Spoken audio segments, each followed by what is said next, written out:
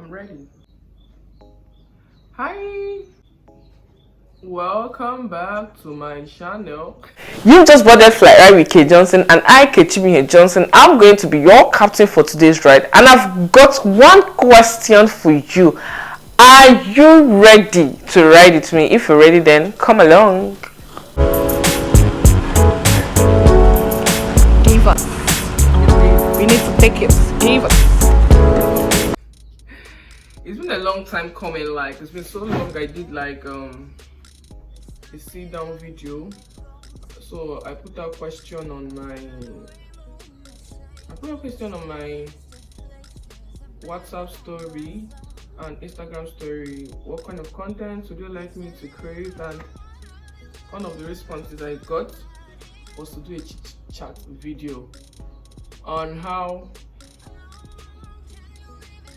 I passed through law school. So being that I already had this in mind, I was like, I'm gonna do this. So my darling sister here is doing my makeup. So meanwhile, skin, well, category of skin, check. Okay, I put it out. I got response on WhatsApp, but I didn't get on Instagram. My Instagram family does not rate me. I don't blame them. Don't worry, I will soon blow. This is the second time I'm putting out a question on Instagram and nobody is answering me. I really do not blame them. I will soon buy Benz. So, law school. If you've been following this channel before now, you'll find out that I haven't been exactly around this year because of law school. Yeah, because of law school. I went to law school last year, November, and I just came out this September, and it was one heaven of an experience. I don't want to say hell. Right. Okay. In my get to know me tag video, I'll link it up here or here. I don't know. I already mentioned that I studied law. Yeah, and my school is Abia State University. I schooled in ABSU, and one thing about ABSU law faculty is that from day one they will start shouting law school to your ears. Like, you can't school in ABSU, or you can't study law in ABSU and be oblivious of law school and be ignorant about law school. Like, they lay so much emphasis on it, and most of the things that, if they want to get us to do something, one of the things they threaten us with is law school. So, like, if you don't do this, you not go to law school. Everything was law school. From year one, I was already conscious of law school. I got into school 2015, so I was supposed to graduate 2020, being that it was a 5-year course and all that, but COVID happened and ASU strike happened, so I graduated 7th June 2021. I'm not sure if I'm supposed to be talking since I had it on my face. I don't know, should I? It's blocking, like people can't see my face. You get? Sorry guys, like, we had to change location because the lighting the other side was bad, or was not so great. So as I was saying, if you schooled in ABSU from your first year, you start living with the consciousness of that law school thing. And I don't know the impact it made on others, but on my own side, it kind of made me to sit up. So I always lived in that apprehension of, oh, I want to go to law school with my mates, and I want to make sure that nothing is going to hold me back from doing that. But because of the hype around it, what I basically prepared for was going to law school with my mates and not necessarily passing through law school. Like, more like me getting to the gate of law school, making sure that I get to the gate of law school, or whatever that means, and not that I even prepared myself to actually cross the gate of law school, do what is done in law school, and come out with flying colors. So that actually made me realize that in life, hype doesn't match preparation. Thanks be to God. I'm grateful to God that I was able to finish my mates, graduated with them. My name came out for law school, and I went with my mates. After graduation, we stayed at home for like about 5 to 6 months, and it was a lot for me. Like, a lot was going on in my life at the point, and I'm not someone that I don't like waiting. I don't know what that means, but I don't like waiting for something. I don't like waiting for someone. I just don't like waiting. But I have come to realize in life there are times you have to wait, be it for something or for someone. If I have to wait for something, I would rather you tell me, oh, this. If I'm in January, I would rather you tell me this thing is going to happen in December. I would not know, oh, okay, babe, you have to wait. You just have to wait till December. Then for you to tell me it's going to happen in March. Then March, you tell me it's going to happen in April. April, you tell me it's going to happen in May. Oh, I'm still going to be exhausted. We thought we were going to resume August. August came, they said September, so far we now knew it was, they now said October, so far it was now November. So November was going. Nothing was happening till the ending. That was when our posting finally came out. So I was glad, like I was posted to Lagos and I was glad that it happened. The funny thing is that I was the one dragging, oh, let these people do, they should do like, sorry, they should post us, blah blah blah, you know, that kind of vibe. I got really impatient, and in my head I was ready. I had already done a lot of shopping, got my clothes, my sister made clothes for me, Chit. I'm going to drop her link in the description box. So in my head I was like ready. But when the admission came out, we had less than 1 week to get to campus, and whoa, that was when I realized that despite how ready I felt I still needed to sort out a lot of things. So I began running around. One eternity later. Welcome back. Like I've been wearing this makeup since morning. I don't know, like today did not exactly go as planned, but I'm here now. So I just said I must film this video today, but I'm really tired. Like hours after the makeup, I had some other things to do, but here I am. So I was having a chit chat video about how I passed through law school, how I was able to survive, and I said something about being all hyped up and apprehensive about law school, but I wasn't exactly ready, and how it kind of affected me. I got some things I needed, and you know, traveled to Lagos. So from the first start from getting to the Lagos was even stressful. Like that was even when the stress began. Like on my I couldn't get a flight from Owerri to Lagos, and I had to go from Enugu to Lagos. On my way to Enugu, I saw like something happened. That was when I realized like this insecurity thing that is in Nigeria has really messed a lot of persons up. I was in the car, like it was a Sienna, and we had gunshots, boom boom, like you know how police does stop and search and all that. So there was this guy in the car, they were searching him. All of a sudden we had gunshots. Hey, baby. Hey, I immediately I laid down flat on the, like inside the car. Like I was so scared. So it was then I realized that a particular bus, the police was trying to stop a particular bus, and the bus was not stopping. The bus had failed brakes, or the brakes of the bus had failed, so they couldn't stop. So the police was not trying to stop them by like firing shots into the air. I was so scared, but that one passed. I got there. They moved my flight from 4 p.m. to 6:30. I was pissed and all that, but last I entered Lagos, so my cousin came to the airport to pick me. I got to her house, like everything was cool, like everything. I felt like I was enjoying it. I even remember some of my classmates posted, "Oh, the heat in Lagos is too much," blah blah blah, and I was in an AC house. I was like, "Sorry, dears, I can't relate." So I was at my cousin's house Saturday, Sunday. So she spoke with one of her neighbors, like that stays in her estate, who also works on the island because her house is on the mainland. So she spoke to her about going to work with me so that she could drop me off. I think she actually works in VI, which is where my school is located. The woman agreed and said that I should be ready by 5 or before. I think she said I should be ready by 4. I can't remember. Yeah, she said I should be ready by 4 because she will leave before 5 so that she'll beat the hold up. That it was on a Monday, so there's usually a massive hold up from on Mondays last mainland to island.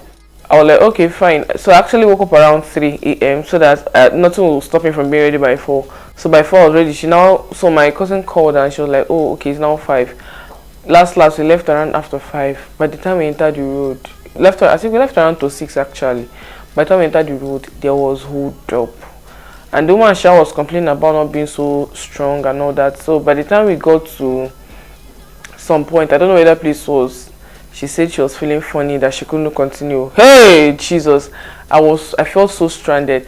And if she had not done that, what would have happened? My cousin would have dropped me at a BRT bus stop so that I can take BRT straight from there to like Island. But she dropped me in the middle of nowhere, so she was telling me let her take me back to one. I told her, sorry, don't worry, you've done enough, it's enough. Thank you. I just came down. I was walking. As I was walking with and that day I wore white shirts, black skirts, black suits, like, because they was telling us suit up, like that was the first day of registration. So I just didn't want anything that will lead to embarrassment or somebody telling me to go back. Whoa, I was stranded. I was walking, I was sweating. Like, people were passing and looking at me. They were like, I think they were definitely saying this one just came to Lagos. And in the midst of all that, I was like, I just told myself, Kate Johnson, welcome to Lagos. So last I got to school. I think I actually checked it on my sister. When I called my sister, I was like, come down from there, take boats immediately, blah, blah, blah. I checked boats. I think the price on boats was 4,500 to 6,000, and there was hold up. I like, well, me, I can't spend that kind of money on boats for now. Like, I have a lot of things to do with money. I'm not willing to spend that amount of money on boats. So I just said I'd rather wait for public transport. Last I got to school, did registration and all that. I had different obstacles at the registration point. The first one was that I think I paid early. So before they brought out the official school fees, I paid the school fees. It was 1,000 naira lower than what I was supposed to pay. And I don't know what I was thinking. I didn't pay it before getting there. So by the time I got there, they told me that I have to pay it. And whoa, it took a lot of time. I went to get hostel. Apparently, the bank didn't give me the correct printout. So I had to go and do another printer. And there was queue at the photocopying center. At different points, I broke down. I cried so much. Like, I don't think I've ever cried. I don't think I've really ever cried the way I cried during my stay in the law school. I cried a lot. I cried. I crewed. By the time I got to one point, they now told me that I didn't come with one form like that, form A or so. I had to print it out, fill it again, went to the court for them to sign the jurat. I was so pissed, but one thing that God did for me is that He actually fastened the process for me. When that form A happened, immediately the man told me, I just broke down, cried again, like, because I was tired. So on my way out, I saw one woman, her ATM card fell down, so I bent to pick it up. And she was like, are you a student? I said yes. She was like, okay, come and see me when you come back. So but I didn't even remember. By the time I came back, I just sat down. And I saw the woman. I was like, whoa, mama, like, you said I should come and see you. This woman took my form, my credentials, something I should have waited for hours, if not days, to do. She took my credentials from table to table until she finished everything I needed to do. That was really like God consoling me and like telling me, baby girl, I've got your back. By the time I done registration, I finished mine on a Friday. So by the following week, it was now our orientation, welcome to law school, blah blah blah. A lot was said and I was already scared. Like, the induction lasted 2 days, and by the third day was now a Wednesday. So we had corporate law. And it was so somehow, like, it was, I don't know. So I was already destabilized. So going in with that hype of let's go smash it, let's go get first class, blah blah blah. By the time Lagos campus dealt with me, my prayer at that point was, God, I just want to pass. I just want to pass. I don't want to fail. I was losing it. I was down.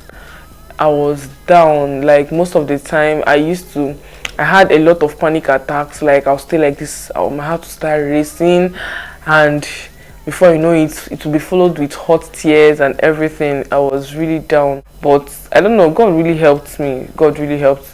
Christmas, like, the day we were released for Christmas break, I think it was in 17th December or so. Like, as I got to my hostel, I was wearing my clothes. I didn't change. I just removed my jacket, went straight, packed my bag, because they told us to pack out all of our stuff. Packed my bag. Immediately I finished packing my bag, I ordered a ride, because I have another cousin that stays in VI. I ordered a ride to his house, called the boat guy. Where are you? Okay, I'm coming to school park. Then called some oddlies that worked there. I was like, my bag, carry how much? 1,000, let's go. I ran out of that place. Like, the environment was hostile for me at the time. So by the time I came back, I was doing a lot of self-reflection. During Christmas, I didn't even really read. I was doing a lot of self-reflection. I was praying, God, help me. You have to help me figure this thing out. Whenever I am told to do something, I like knowing the overview. It kind of helps me know how to approach it. I consider myself someone that is not very conventional with work, so I might not do the work the way you expect me to do it, but be rest assured that at the end of the day, I'm going to get the job done. That's just how I operate. I think one thing that God did was He granted me clarity. Oh, that was when it made sense to me. I was like, whoa, law school is 20 weeks of learning. Okay, first of all, law school is 5 courses, and each of these 5 courses are treated per day. You have what you learn on Monday, you have a course for Monday, you have a course for Tuesday, you have a course for Wednesday, you have a course for Thursday, you have a course for Friday. So I was like, okay, fine. And for each day you come is 1 week for a particular course. So the topic that is meant for week 1, if you come on the first Monday, you will learn the topic for week 1. The next Monday is topic for week 2. When I now understood all those breakdowns, I was like, whoa, okay, is this what this thing is all about? So what I need to do is to read the 20 topics for these 5 courses. It made more sense to me. So by the time I went back around January, what I was now doing is I now deployed the strategy. Like, before I go to class, I'll read the topic before, like the topic we have for the day. I'll read it before I get to class. Like, I'll read it holistically, like beginning to end. I'm not going to take notes, or I'm not taking notes, I'm not jotting, I'm not doing anything. I'll just read. By the time I get to class, as they're not saying it will now make more sense to me. Like, it will not be like a repetition. And if there are gray areas for me, like places I didn't understand when I read on my own, I'll be like, oh wow, nice. So I didn't even know that was the essence of the group meeting they were telling us to do, but me, I felt like it was extra work. You see, down to the time for externship, like I had to come down to Omahia for externship. Like, I wanted to stay in Omahia. Like, Lagos was kind of scary for me. I at that point in my life, I needed a whole lot of sanity and peace. I felt like I was going to get that more in Omahia, so I chose Abia State and Omahia, since my family stays in Omahia. I wanted to really cover everything before school resumed. So by the time I went back, I was already exhausted and I broke down. So the 3rd term of my stay in law school, I was sick. I was always sick. Every time I was having this severe headache. Like, I took up to 7 bottles of injection. Paracetamol was like my G at the time. Malaria drugs upon malaria drugs, typhoid drugs. At some point, the water in school started reacting in my throat. Like, if I take pure water, like the tap water is undrinkable. Lagos Island now, but so normally I would take pure water. It started reacting on my throat, so at some point I had to stop taking pure water. I started taking bottled water. A few weeks to the exam and I was sick. My head would be banging, and this kind of headache I cannot read. Like, it was not even headache, it was head pain. Sometimes you feel like something is crawling inside my head. My head was banging. Like, I didn't know what to do. I was like, God, you're not going to put me to shame. And that particular one, even my cousin had to take me to hospital, like outside school, because I was going to school clinic. He said, no, leave that clinic one, let's go to a normal hospital. He took me to a hospital there in VI, and they checked everything, gave me injection, gave me drugs. Still, it continued. I was so scared. Somebody even died. When somebody died, one voice was just telling me, Kate, are you sure you're not next? I was rebuking it. I was like, it can never be me. God, as in, there was this scripture that God revealed to me that period that says, Zerubbabel, what you started, your hand started, you will finish it. Like, I kept on using that passage of the scripture to pray and all that. There was a particular day I was fed up. That thing was probably like maybe 2 weeks to exam or a week to exam. Normal, the headache continued. I couldn't read. Like, Saturday had passed, Sunday had passed, Monday had passed. I couldn't read. That day was a Tuesday, and my church in school was Dominion City. Dominion City VI. Their midweek is usually on Tuesdays. That day I went for midweek, and before I went for midweek, during the day, my roommates were like, Kate, why not run on that test? I told them I've been running tests. They said they did not see anything. So I said, okay, well, let me obey them. I went downstairs, ran on that test. They said they did not see anything, no malaria, no typhoid. So I was like, why then am I still having headache?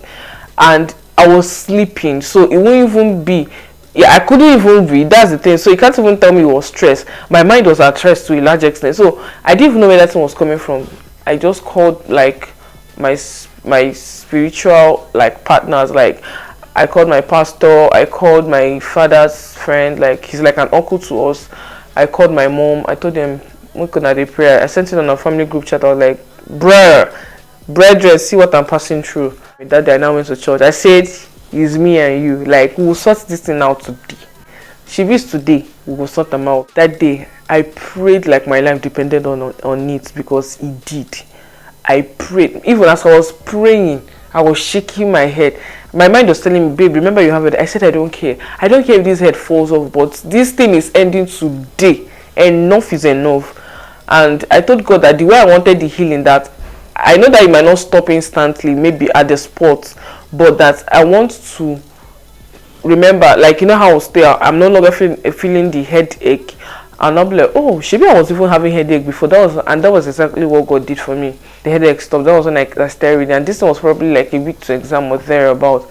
So I didn't even have, there were certain things I wanted to cover that I couldn't cover as much as I wanted. The exam was nice. There was a lot of panic, but I'm really grateful to God. There was a prayer that I prayed that God answered. Like at some point I felt like I had covered. So one thing I now asked God, I told him that whatever I don't know is not allowed to be set. I told God, you see, I've put in effort, but whatever I don't know is not allowed to be set. And for that prayer, I really needed it to happen in corporate law, because at some point I felt like I didn't even know what I was doing in that course, and God really came through. It was one hell of a ride. I won't lie. I'm not going to say it was easy, but one of the things that kept me going is the fact that I always told myself, some people have done this thing before you. If they could do it, you can also do it. You don't have 10 heads, so you too, you can do it. So I'm just really grateful to God that I was able to pull through, that I didn't give up, I didn't drop out. And I'll keep saying this, my greatest testimony is I came out alive, and the results are not yet out, but I'm hopeful that I'm going to pass. I'm certain I'm going to pass. Yeah, I'm certain I'm going to pass. Not that I know what I wrote. Of course, I made some mistakes in my exam, during my exams, but I just know that I'm going to pass. At some point, there was a revelation I caught. It was from Dosnoyekon's song, I'll be here worshiping, like one of his songs, I'll be here worshiping. At some point he said, if you can't come in here and go back saying, it's not possible. Ask the Lord for something. Ask him for something.